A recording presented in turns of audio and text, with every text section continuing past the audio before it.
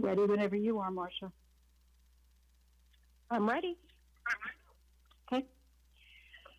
I'd like to call to order this July 9th COVID-19 public briefing for City Council, and the time is 6 o'clock.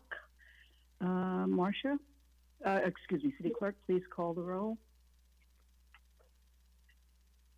Madam Chair, the time is 6:30, not 6 o'clock. I'm sorry. I'm sorry. I'm so used to 6 o'clock. Sorry. Thank you. Jeez. You're welcome. Mayor Ronnie Felder. Chairperson Julia Botel. Here. Chair Pro Tem Douglas Lawson. Councilperson Trodrick McCoy. I'm here. Thank you. Councilperson Kashamba Miller Anderson. Present. Councilperson Shirley Lanier. City Manager Jonathan Evans. Present. City Clerk Claudine Anthony is present. City Attorney Don Nguyen. You may proceed. Thank you, Madam Clerk. Thank Ms. No. you, Dr. Botel. All right. Welcome, everyone, to another community teleconference. Tonight, we have members of our elected body joining us to hear updates regarding COVID-19 and city operations. Just so that everyone is aware, this meeting is being broadcast on our social media and also TV 18. As usual, we will begin with staff reports, which will come from employees working in our Emergency Operations Center. And then afterwards, we will open up the floor for any comments, questions, or final remarks from our elected officials. With that being said, I will hand it over to Mr. Evans to begin with opening remarks. Thank you, Ms. Noel, and Madam Chair and members of the City Council. Madam Chair, it is 6 o'clock somewhere, so your point is well taken. But certainly before we get into the updates from city staff, one of the things that I do want to make abundantly clear to the public is the support and commitment we've gotten from the elected officials to be able to respond the way in which we've responded as a result of COVID-19. A lot of the events and activities and programs and things that we have been able to do to accommodate the needs of our community is predicated on the leadership and the direction and the support that we've gotten from the City Council. So your City Council is acutely aware of what's going on. They're involved, they're participating, and we certainly are glad to have a council that appreciates the services that are being provided by city staff, especially as we operate in this new norm. So first, I would like to talk about phase one that we are currently in with regards to City Hall operations. City Hall operations still remain in that phase one element, and that is by appointment only. We are seeing anywhere between 12 to 17 visits per day. Individuals have been making appointments, and we have been able to facilitate same-day appointments. So that has been something that we're going to continue to do. As you'll hear later on today on the call when Chief Curd provides the operational report, that the numbers that we're seeing related to the virus still facilitates and accommodates the platform that we have deployed because of the number of cases that we're seeing to start to grow here in South Florida. Previously, I have closed critical facilities within the city to public visitors, as well as employees that are not scheduled to be in those particular facilities. That is the U.S. Utility District, Police Department, and all our fire departments. Those facilities are deemed critical facilities and facilities that are off limits to public, as well as the employees that are in other departments. The intent behind that action was to ensure that we do not have any potential for any contamination as a result of those spaces being very important for our ability to continue to provide services here in the city of Riviera Beach. Also, we have instituted our beach operations that you are aware of. One of the things that we are looking at is whether we downsize some of our beach operations and even possibly move away from the staffing model that we do have out there. Consistently, we've had an average of anywhere between 10 to as high as 41%, but never seen the system stretch any more than that. Most cases on the weekdays, we're seeing a number between 4 to 8%, and then on the weekends, you may see the numbers climb to about 31% capacity-wise. So we're going to be looking at that and possibly making modifications to that particular operation. One of the things that we are doing on the staff level is working with the elected officials associated with the committees and the allocations of funding that was provided by the City Council to address areas in our community, from public safety to health and human services to small and medium business, tourist and hospitality, faith-based community, as well as our fast-tracking permitting staff is working with the elected officials to spool up some responses to some of the challenges we have in our community related to COVID, and certainly to assist in providing some policy direction and guidance as we try to address this response holistically. One of the things that we are also working on is continuing to monitor what's happening at the school district. We know that a lot of our employees have school-age kids, and we know that the district is looking at starting school in a virtual sense, but we know that eventually there may be a movement to bringing kids into facilities. And so we're looking at that as to how we can accommodate and facilitate and assist our local educational institutions in our community, but also how does that impact our workforce, and what is the appropriate model for us to have in place with regards to how employees are to work and respond, whether it's in a physical sense or they're working remote. So we are watching what's happening at the school district, and then we're working on what the staffing models will be as a result of some of those programs and those institutions coming back online. It just depends on what model the school district does go ahead and deploy. One of the things that we are also looking at is the testing. Right now, we have established a relationship, and we have had a relationship with American Care since basically the onset of COVID-19, and we were able to have testing done for our employees in a window of 2 to 3 days. Now, with the increased number of cases in South Florida and the amount of testing that is occurring, we're seeing that time frame expand anywhere from 7 to 10 days. We do believe that the testing facilities are bringing in additional equipment and are going to be able to shrinken that gap so we can have individuals tested, and if they are positive, go into whatever appropriate treatment protocols are, or effectively return back to work. What we have been doing as an organization is that we have, if individuals are tested, effectively they go home and wait until those results are provided. Once those results are provided, they're able to return back to work and assume their normal responsibilities and duties. One of the things that we've also talked about and had the internal conversations about is alternative work scheduling. Twofold. One, to look to improve the level of service of our city operations, to possibly looking to extend the number of hours and the days in which we're open, and to maybe even look at extending operations into the weekend to ensure that we have appropriate social distancing as well as continuity of government services. But we also believe that this is an opportunity for us to have more touch points with the public and be able to provide a lot of services that traditionally are closed after 5 or 6 p.m. in the evening. So we are looking at modifying some scheduling and some hours, and then working with our labor units to see how can we accommodate an alternative model that has the employees in mind with regards to creating the social distance separation that we're looking for, but also seeing the residents benefit from a alternative service delivery model. We have altered some of the service delivery models that were historically in place. Our public works crews are working on a alternative schedule. They're basically working 2 weeks.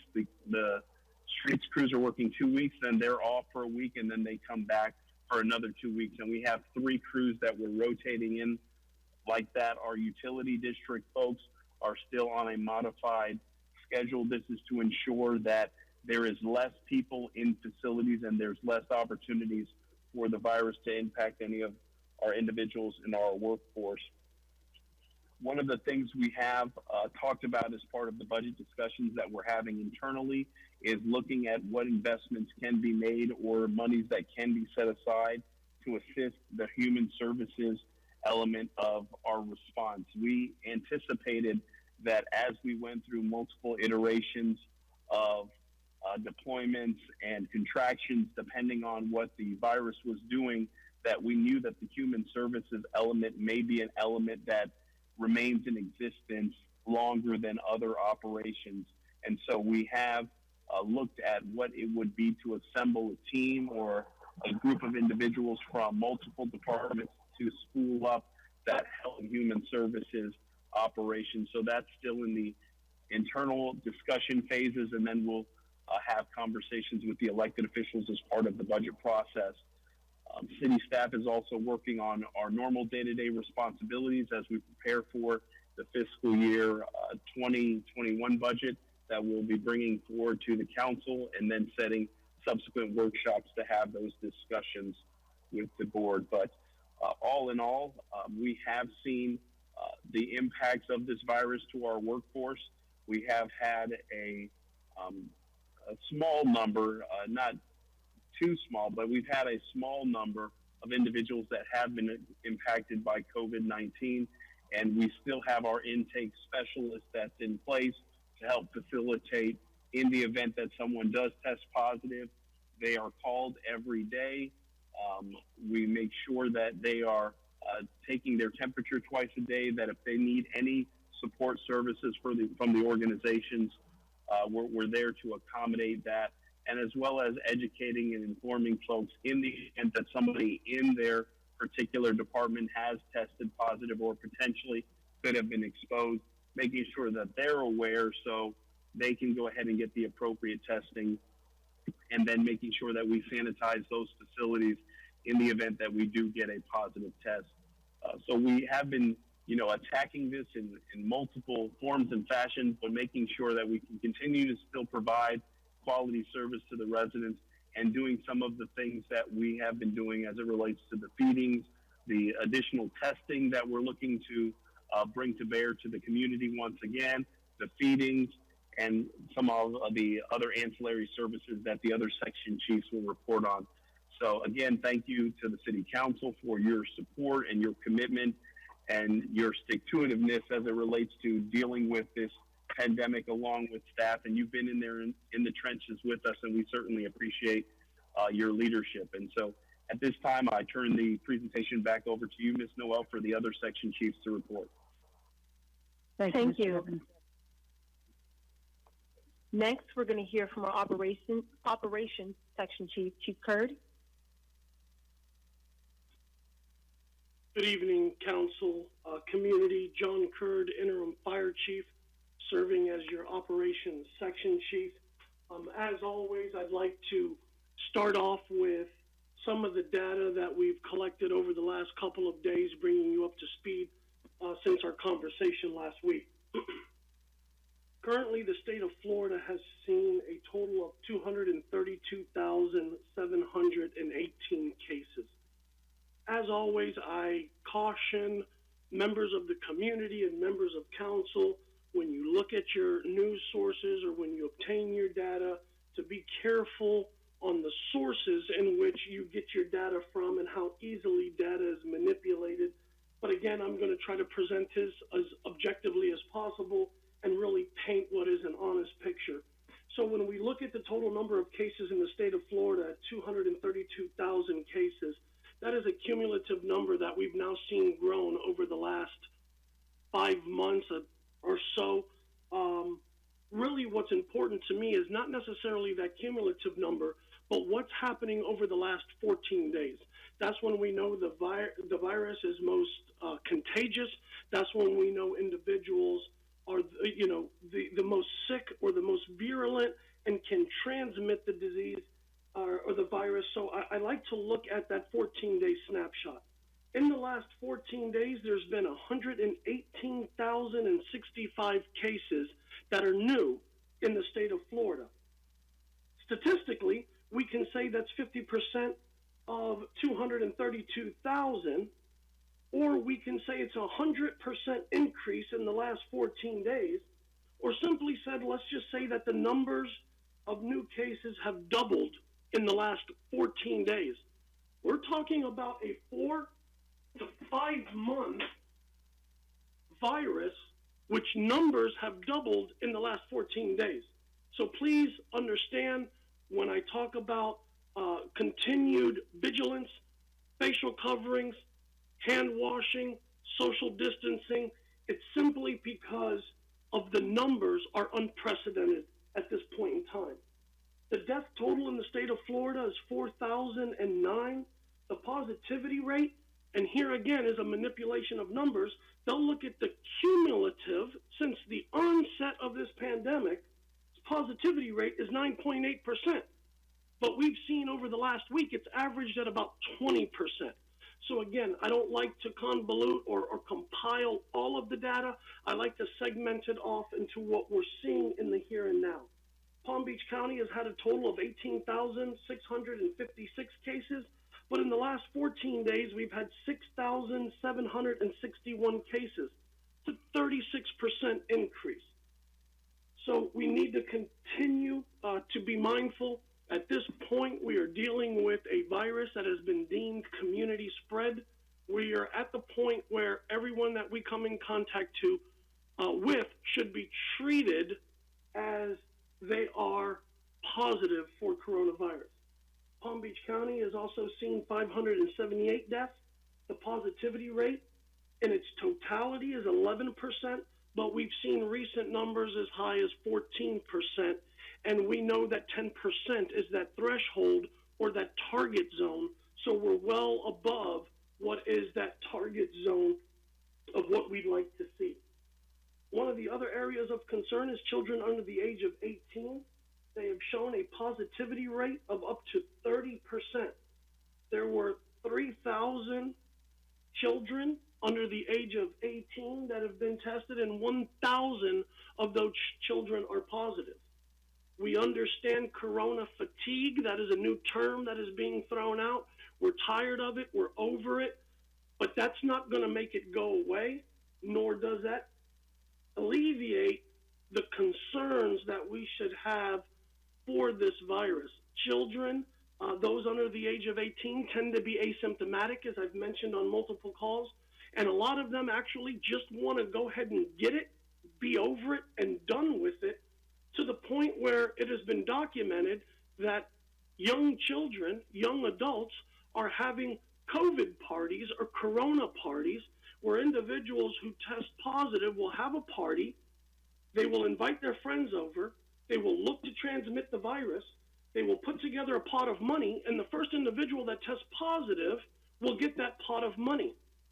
I don't think our youth, our young adults really understand the consequences of their actions. They don't understand that them bringing the virus home could adversely affect their mother, their father, their grandmother, or their grandfather, or individuals in their family that have underlying pre-existing conditions. So we got to continue to remind those young folk, and even if they're going to go out and they're going to socialize and do the things that they feel they want to do, and we are not going to restrict those activities as adults, we ask that they wear masks when they're in our presence. So I caution you with that information because it is very concerning to me. We also have heard that Florida is now considered the world's epicenter for COVID-19, not just in the total number of cases. And we're really, when we say Florida, please be mindful, we're not talking about, while we're talking about Florida as a whole, we're really talking about South Florida. This is Dade, Broward, and Palm Beach County. The numbers are unprecedented. They're growing at an unprecedented rate. The positivity rates are unprecedented, which has now labeled us the world's epicenter for COVID-19. So we're going to continue to put out messaging. The city administration, through council's approval, has continued to support us and allowing us to support the community through mass giveaways, through testing, through food distributions, through education, through COVID compliance and educating our businesses. And we're going to continue to do that until we get through this pandemic. There will be testing, and I'm sure Ms. Grimsley out of Health and Human Services will talk about testing, so I don't want to belabor the point. But I do want to mention, as always, pbcgov.org has an interactive website. When you go into their COVID area, on the right-hand side, there's an interactive map. If you put in your address, they will show you testing sites within a 5, 10, or 15-mile radius of your home, and there are quite a few testing sites out there. Now, as it relates to testing, Mr. Evans did touch on some issues that were related to test results and turnaround times. The one bit of good news that I do have is the Black nurse practitioners of Palm Beach County have contracted with the state of Florida to provide testing kits to our community. The state has contracted with a lab to analyze those results called GenettWorks. GenettWorks was over inundated. They were unable to keep up with the number of tests that were being administered. They have added 8 more machines to their testing analysis laboratory. They have ensured that by the end of this week or into early next week, they will be able to reduce those result times from 7 to 10 days back down to that 2 to 5 day window, which is really what we need. You have to understand with testing, to test today and receive the results 2 weeks from now is useless information. That just means 2 weeks ago you were negative. So if we don't get the turnaround times in that 48, 72, 96-hour window, we're really not doing our community a service. So we had scaled back on some of our testing because those results were not being provided in a timely manner, but we now have worked through that group of the practitioners to the state and to that lab to try to reduce those turnaround times. One of the other things I want to talk about that has generated great concern in society and in our community is fraud associated with COVID-19. This information just hit the wire today. It came out from Palm Beach County's EOC in conjunction with the Palm Beach County Fusion Center, which is an organization that looks at criminal activity and tries to alert the community of such criminal activity. There are an unprecedented numbers of individuals being taken advantage of. There are calls that are scams for people claiming to either be from the CDC, the IRS. One of the most popular is they claim to be from the Florida Department of Unemployment, claiming that individuals have qualified for unemployment. They want to look to expedite funds into their bank account. So they just need to get your routing information on your bank account, some personal information, and they're going to send you your check right away. These are some of the fraudulent activities that we're seeing. We're also seeing CARES Act fraud, where individuals are posing as the government, saying that you've qualified for a second stimulus check, and we need to deposit this stimulus check into your account. And again, routing information, personal information. So I caution you and the council and the community to be mindful.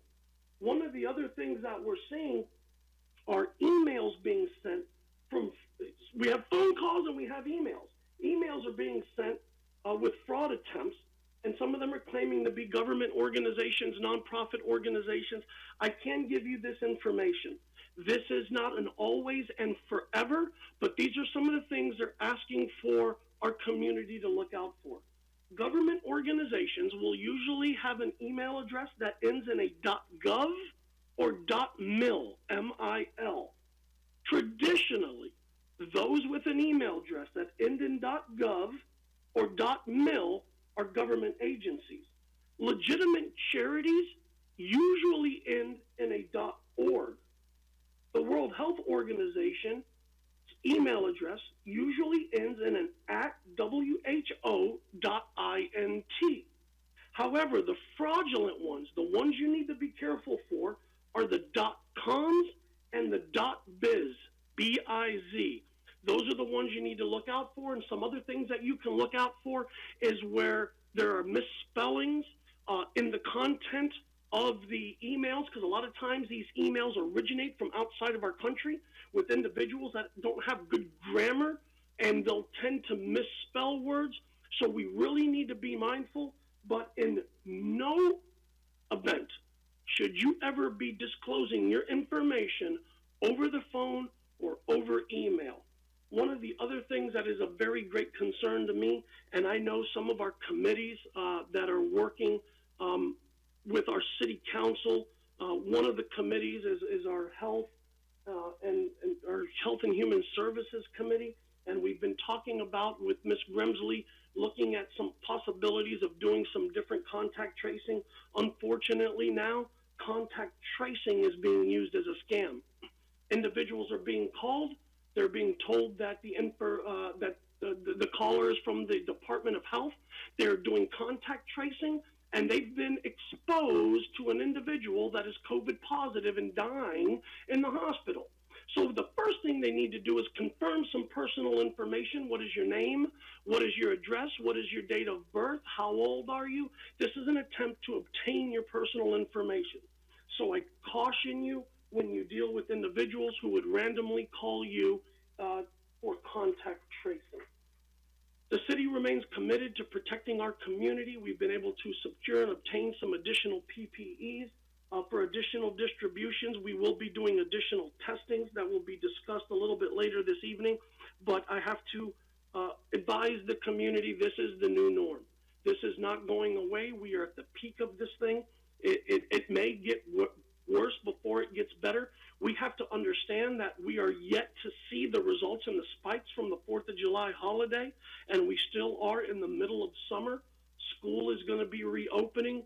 This is going to go on for some time. So we have to understand that this is the new norm. Facial coverings, social distancing, hand sanitizing, and hand washing is what we recommend to keep you safe. And with that, I turn it back over to you, Ms. Noel. Ms. Noel, if I can interrupt, Chair Botem, Councilwoman Shirley Lanier has a call. So thank you. Thank you. Next, we're going to hear from our Logistics Planning Chief, Ms. Pimsel. Thank you, Marcia. Good evening, Council. Good evening, community. My name is Althea Pimsel. I'm the Director of Procurement and also the Logistics Chief. In light of the news that Chief Curd has provided to us, we're taking extra diligence to ensure that we have adequate stock of PPE for our staff, for our community, and for our other events that we have, like our feeding, etc., to be able to support those who visit City Hall, as well as to support the community overall. Currently, we received a recent shipment of over 30,000 masks, and we're now trying to source even more masks to have in stock in order that we can get an idea of the usage rates to be able to ensure that the community is able to obtain masks and that we can also keep our staff and other persons associated with the city safe. And that concludes my report. Thank you. Next, we're going to hear from our Planning Section Chief, Mr. Bailey. Good evening, community council. This is Terrence Bailey, your Public Works Director, acting as your Planning Section Chief. I will keep this report brief. As mentioned by Mr. Evans, there are two events coming down the pipe that require the Planning Section's assistance. Obviously, the attempt to return to some semblance of normalcy as we return staff off of their rotations and back into full operations.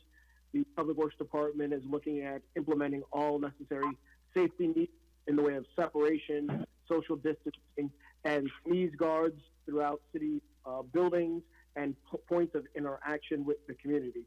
Secondly, as mentioned, we are watching the school board and how the decision for schooling of students will impact the city and our current operations. We all know that many of our employees have children in the Palm Beach County school system, so we are intently watching and planning options on how to work with the school board in that final decision. And with that, I'll return to you, Ms. Noel. That is your planning report. Thank you. Next, we're going to hear from our Finance Section Chief, Mr. Sherman.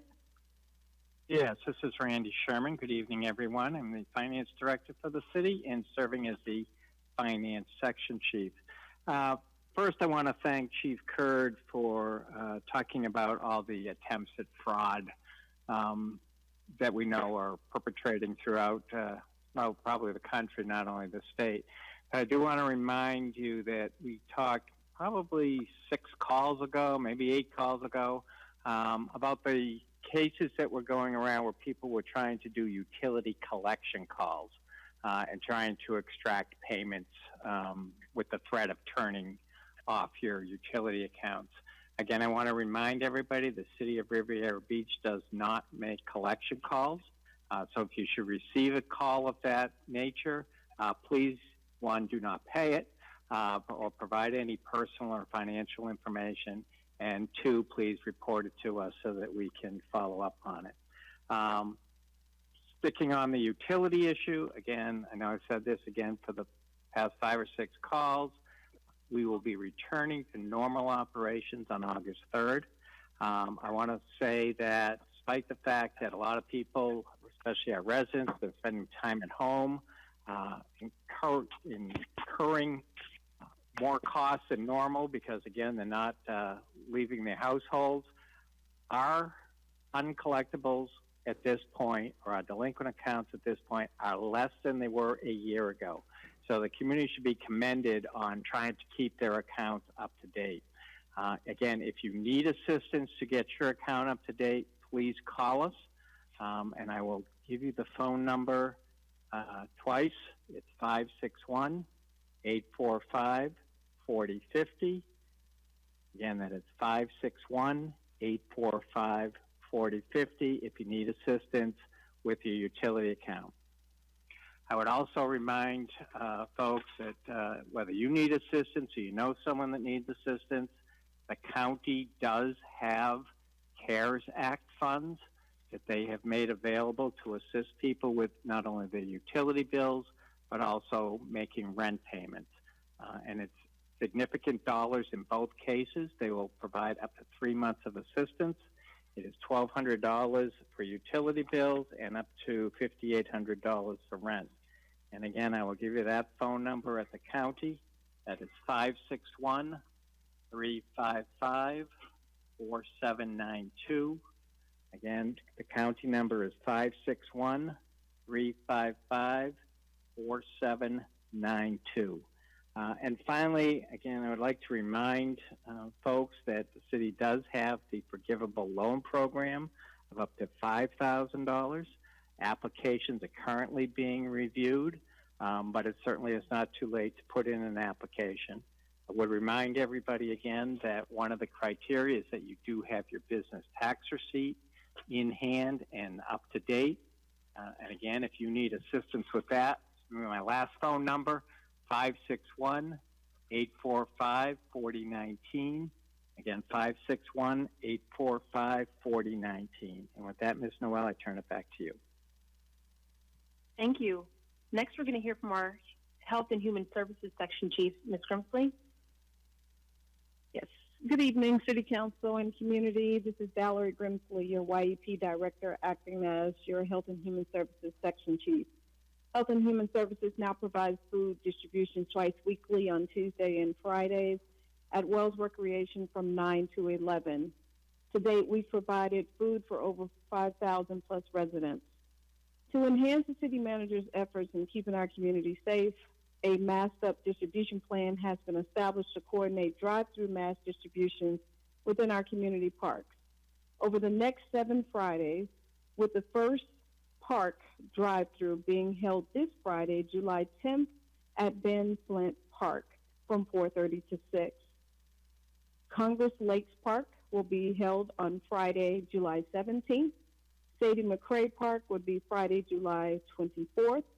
Goodmart Park will be Friday, July 31st. Then we will go to Morrow Heights Park on Friday, August the 14th. Schultz Park on Friday, August the 21st.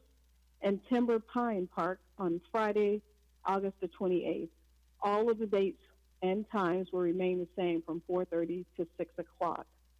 In addition, the mass distribution team has partnered with the police department to broaden our reach within our community to assist us in reaching those citizens within our neighborhood seen without masks and asking them to mask up. So they'll be providing masks to them and just giving them an information just to keep them safe. COVID-19 testing has resumed, with one being scheduled for Tuesday, July 14th at St. George Outreach Center from 9 to 11. Testing will be open to the public and no appointment will be necessary. Masks will also be distributed during this event, as well as staff will be present to assist those citizens in completing their census if they have not already done so. And with that, Ms. Noel, I turn it back over to you. Thank you. Next, we would have been hearing from Ms. Franks, but she had to respond to another matter, and so therefore we're going to move on to our next item tonight, which is going to be a communications report, which I will provide. So as you know, communications is also working on an important initiative for the city, which is the census. The city has its census outreach task force implementing various activities throughout the city to hopefully encourage and promote participation in our census. Most recently, on Monday, we've initiated or activated the city's Census Call Center. The Census Call Center is open Monday to Friday from 9 a.m. to 5 p.m., and city staff has been making phone calls and will continue to make phone calls to the community. We've called over 300 people, and we have thousands of more numbers to dial. So we're hoping to reach more and more individuals throughout our community to encourage them, remind them, and educate them as to why it's important for them to complete the census. So if anyone's listening, you may have received a phone call or can expect to receive a phone call from 888-623-6787. Or if you'd like to get some information or would like city staff to assist you with completing the census, you can call 888-623-6787.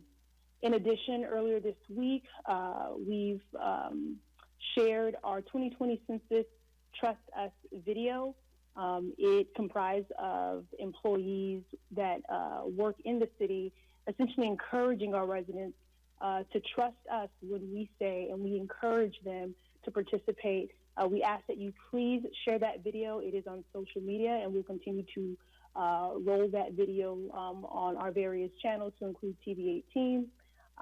In addition, today we've sent out Census Cards, which are essentially promotional material that went through our utility billing to various residents in the community to encourage them also to complete the census. By also completing the census, they're going to be informed through that material that they can enter into a chance to win a gift card. And then finally, the census will be putting together a non-response team to reach those households that have not yet responded. Currently, they have applications open for the census taker position, which I believe they'll be paying about $17.50 an hour, flexible scheduling, and it's an opportunity to really make a difference in our community. If anyone is interested in that in that temporary part-time position, you can go to 2020census.gov/jobs. And with that, that completes my report. Now we'll move on to our final report for tonight, which is going to be from Information Technology, Mr. Parzielli. Thank you, Ms. Noel. Good evening. Tony Parzielli, Director of Information Technology. IT continues to support a workforce that consists of staff deployed on-site, remote, and in a hybrid work environment. We were able to be fortunate and have computers that were either end of life and were able to be extended a little bit, or having equipment that was designated for other purposes to be used to support our workforce. However, to address the needs of our workforce going forward, we're working together as a group, looking to make sure that staff can work in office and remotely as needed. To accomplish this, we will need to standardize our mobile laptop devices for kind of plug and play environment in office and remote. need to address, again, some of the workspace issues, whether it's monitors, printers, docking stations that are required, and finally, the internet service in the remote workplace. The availability of equipment in the market is certainly spotty still, but it is improving. So we're looking to move forward in acquiring the devices to get the standardization of equipment out into the environment. From an information security standpoint, Mr. Sherman and Chief Kurd certainly are correct. The volume of phishing and malware attacks with embedded links into emails are just exploding. Every day we have staff that send us suspicious emails that we evaluate and either declare that they're not virus laden or malware, but or they do. And the importance of having an antivirus software that's updated for current threats is just very important. We're doing that in the city, and certainly suggest everyone do that as well. It's just that if there's and a lot of these viruses and malware, they're enticing because what they do is there's either they're offering some remedy for COVID-19, or they have latest results, and they just look, wow, I want to see that, and you click on it, and it just opens up a whole lot of other issues. So just be safe online out there, and that concludes my report, Ms. Noel. Thank you. Next, we're going to enter into any comments, questions, or final remarks from our elected officials. We'll go ahead and begin with our council chair, Dr. Botel. Thank you, Ms. Noel. I'll defer to Councilwoman Miller Anderson first, if you please. Councilwoman Miller Anderson, do you have any comments?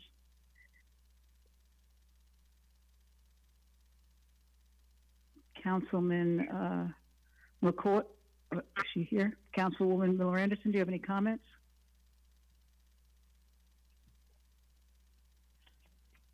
Hearing none. Councilman McCoy, do you have any comments?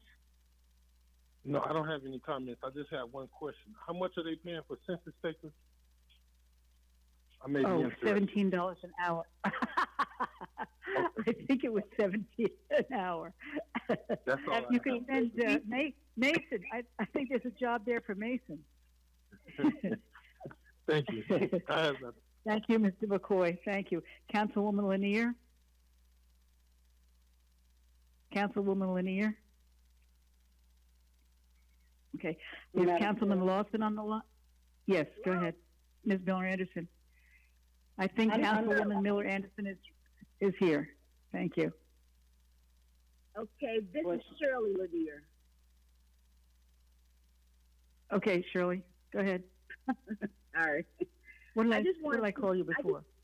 You called me Miller Anderson, but that's okay. That's okay. No, I am here. She recognized that okay. I said something, but I'll wait until after Ms. Lanier goes. Go ahead.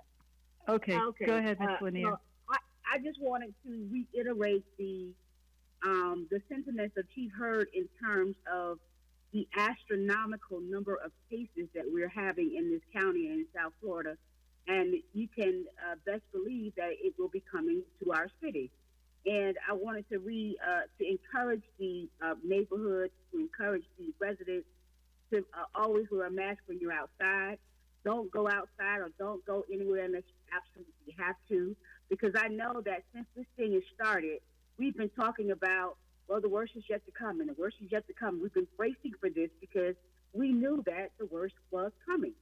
So we're at a point now where it has come to our front door, and we need to be very, very vigilant in terms of how we protect ourselves and in terms of how we protect our community.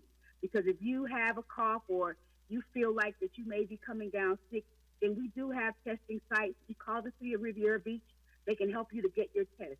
We need to be able to make sure that this thing does not spread in this city the way it has done in other cities. And it happens so fast, given the fact that in 14 days, all these cases have come about. So we have to be very, very vigilant. And also we have to be vigilant of fraud for our seniors, because I've had 2 seniors to call me and tell me that someone told them about come down to the bank because it was somebody took something out of their account, and if they just come down, they'll be able to fix it for them. There was somebody in the parking lot waiting on them and took them inside to be able to get their money out of their account. So it is happening, and it's not just over the phone.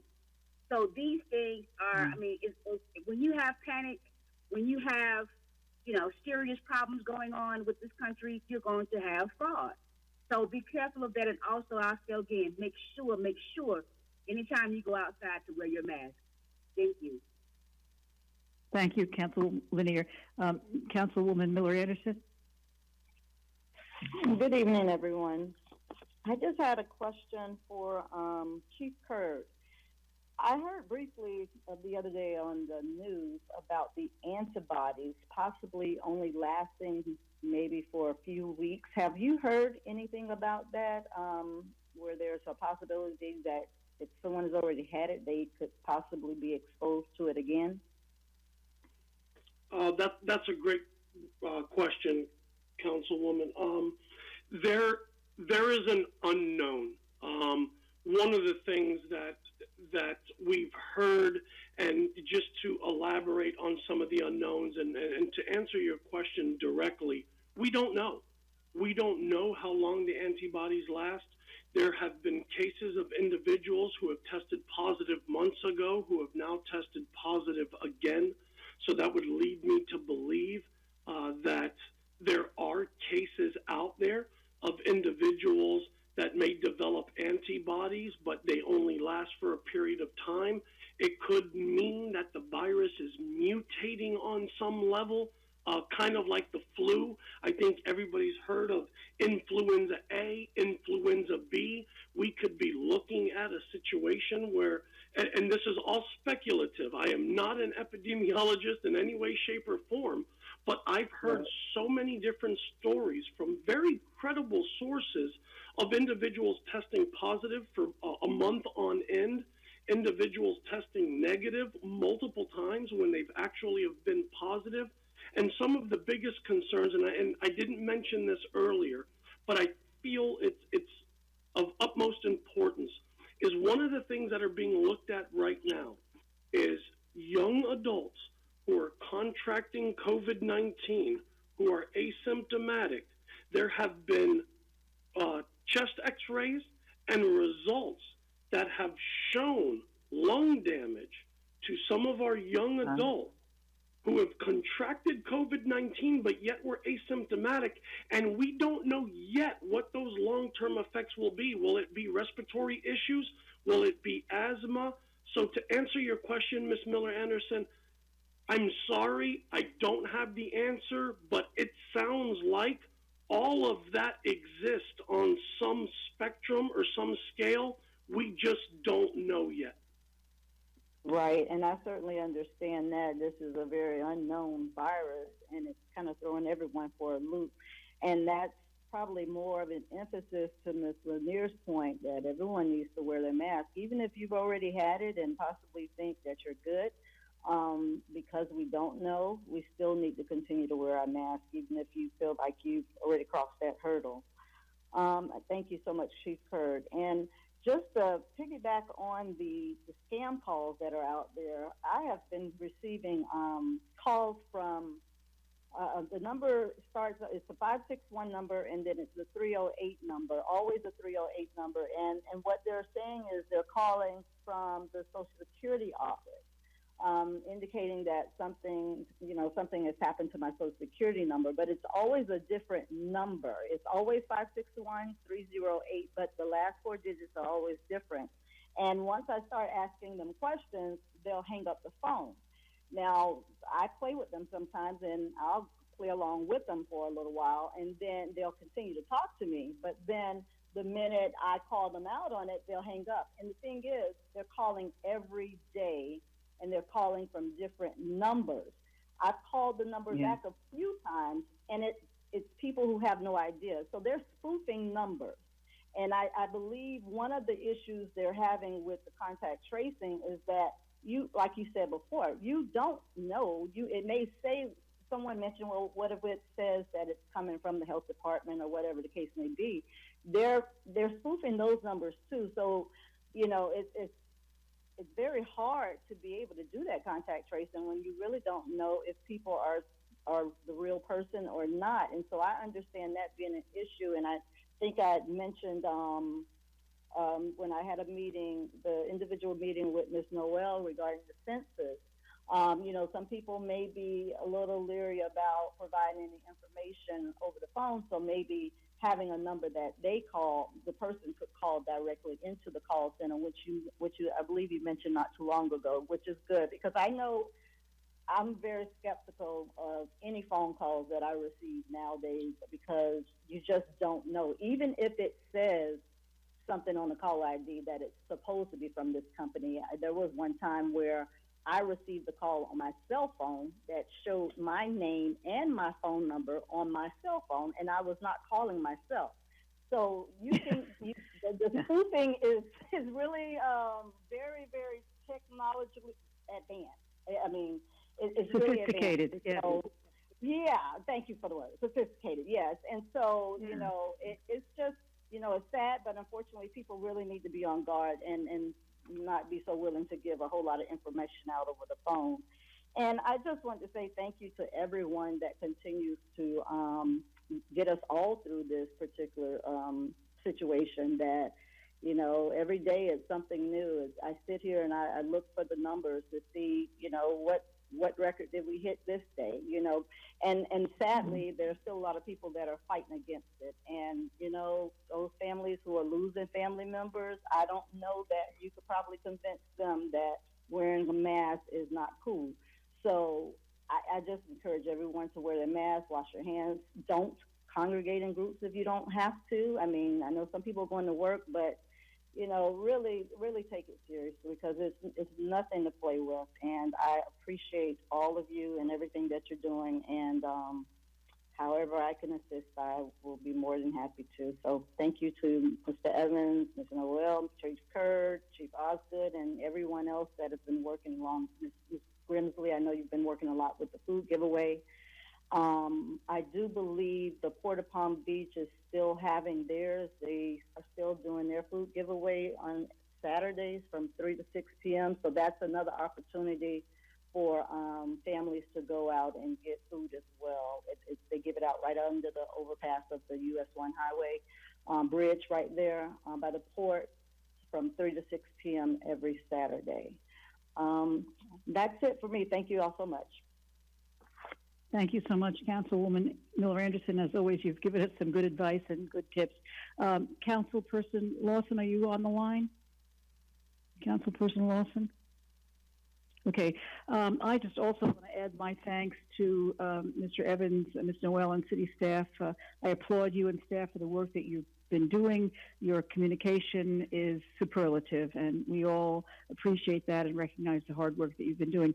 A quick word again to our citizens: please complete the 2020 census. You can go to 2020census.gov.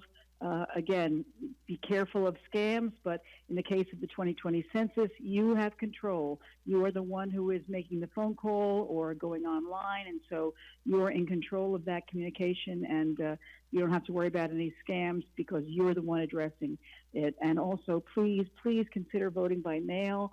It will keep you safe and not having to go to the polls, and you can easily obtain an absentee ballot by going on to the website. So please take care of that. Again, thank you so much, staff and Mr. Evans, for this briefing. We really appreciate it. Back to you, Ms. Noel. Thank you. So if that completes our remarks from our elected officials, then we can adjourn. Thank you, everyone. Thank you. Have a good evening. Thank you. Have Bye-bye. a good one. Bye-bye. Thank you.